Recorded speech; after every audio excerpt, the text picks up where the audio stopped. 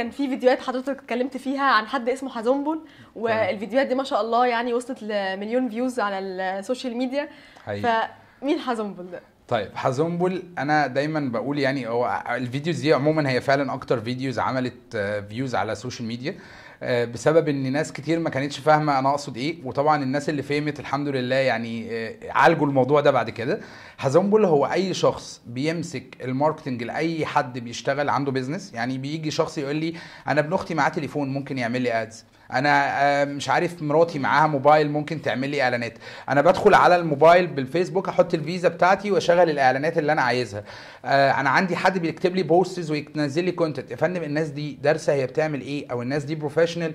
لا. فده اي حد بيعمل كده انا بسميه دايما حزنبل. فبقول له حزنبل ده الشخص اللي مش دارس، مش شغلته، مش بروفيشنال، وبيروح يتعامل في السوشيال ميديا. ففي النهايه انت ممكن تكون بتبيع. يعني بيجي لي ناس تقول لي لا والله بس انا ببيع، انا ده اللي عندي، انا عندي حزنبل وببيع.